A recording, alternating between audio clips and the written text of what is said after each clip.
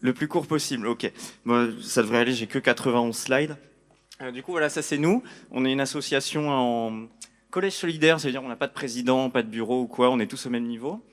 Et on est 9 bénévoles actuellement, ce qui est plutôt pas mal. Pour présenter vite fait ce qu'on fait quand même, les thématiques, parce que ça peut paraître assez fumeux. Euh, les trois mots-clés qui nous caractérisent, c'est zététique, esprit critique et scepticisme. Alors, la zététique, pour faire très très vite, à la base, c'est prendre des idées étranges, des croyances surnaturelles, du paranormal ou quoi, comme un prétexte pour faire de l'éducation aux sciences. Voilà. L'esprit critique, bon, il n'y a pas de consensus dans la littérature, mais en gros, c'est un ensemble de dispositions, par exemple l'ouverture d'esprit, des connaissances et des compétences d'évaluation critique de l'information, par exemple. Et le scepticisme, c'est une posture philosophique qui consiste à douter potentiellement de tout, avec méthode, hein, mais douter de tout. Voilà, donc nous, on pratique ça, on essaie de faire des ateliers autour de ces thématiques. On traite de philosophie, de politique, de méthodologie scientifique, de croyances surnaturelles, un peu de magie aussi. J'avais prévu de faire des tours, mais apparemment, j'ai pas le temps. Voilà. Donc voilà, je vais présenter quelques ateliers qu'on a pu faire aux bibliothèques de Bordeaux. D'ailleurs, merci encore aux bibliothèques de Bordeaux, sans qui on ne serait pas là aujourd'hui. Le concours de mauvaise foi, ça c'est un petit spoiler pour cet après-midi. Euh, donc on présente une thèse absurde et on donne des figures imposées aux participants et participantes, donc qui sont des mauvais arguments, et il faut défendre ces thèses en utilisant les pires arguments possibles. Donc c'est une sorte d'introduction à l'argumentation critique. Voilà, c'est très drôle. Venez cet après-midi. Ça c'est une photo de vacances, j'ai laissé traîner. Ça c'est une publicité. Ah oui, les ateliers expérimentaux. Donc ça, on en a fait pas mal dans les bibliothèques de Bordeaux. On met en scène en fait des erreurs de raisonnement via des expérimentations, et tout le monde participe, c'est autant pour les enfants que pour les adultes. Donc le but, c'est de se laisser piéger en fait, de voir comment notre cerveau fonctionne, comment nos biais sociaux agissent au quotidien. Et donc on met à contribution tout le monde. Donc vraiment, on manipule, on met les mains dans le cambouis, si vous voulez. D'ailleurs, est-ce que quelqu'un se souvient sur ma photo de vacances s'il n'y avait pas un truc qui clochait? Vous n'avez pas vu? Non, personne? Qui veut tenter? Il n'y a pas de banc, voilà.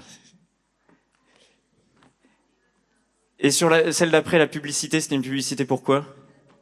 Pour les dents et pour le fil dentaire. Et du coup, il y a quelque chose qui vous a choqué sur l'image. Comment? Il a un bout de ça sur... Vous avez pas remarqué qu'il lui manque une oreille? Voilà, bon, petite démo pour montrer qu'en fait, c'est les mêmes mécanismes qui reviennent chez à peu près tout le monde, et c'est ça qu'on met en évidence de façon expérimentale dans les ateliers, pardon. Voilà, et après, on fait plein d'autres ateliers orientés sur le débat. Donc, on a trouvé différents modes de débat à expérimenter selon les thématiques, selon les groupes. Moi, mon préféré, c'est celui pour lequel j'ai pas d'image, c'est dommage, c'est la débaston à tout temps.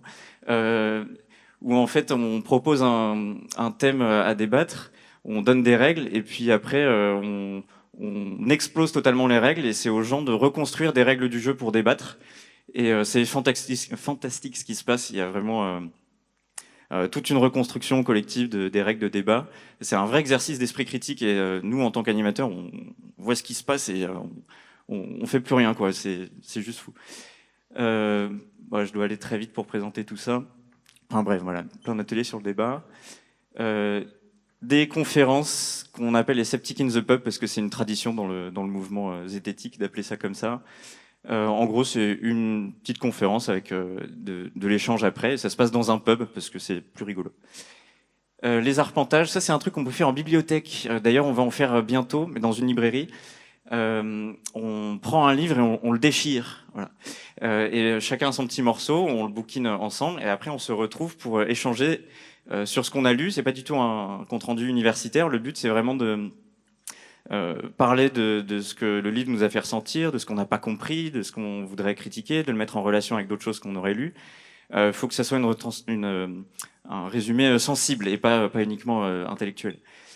Et donc ça permet de lire un bon gros livre en 3 heures à plusieurs, d'échanger dessus, et potentiellement de préparer des venues d'auteurs et d'autrices pour faire des conférences. C'est ce qu'on a fait avec les bibliothèques de Bordeaux, d'ailleurs. Les porteurs de parole, donc on se met dans la rue avec un grand carton avec une question marquée dessus. C'est bon bouton, voilà, ici. Et on invite les gens à venir discuter de cette question et à marquer leurs réponses sur des cartons. Et puis au fur et à mesure, le dispositif s'agrandit. Ça, c'est faisable n'importe où. Une fois, avec une autre asso, on a fait ça dans le hall de la bibliothèque de Mériadec. Ça a plutôt bien marché. C'est une manière comme une autre d'initier des discussions légères et potentiellement très philosophiques.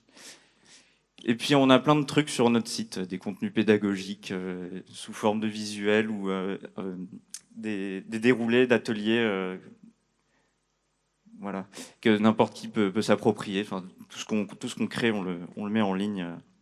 Servez-vous, pillez-nous. Et merci, voilà.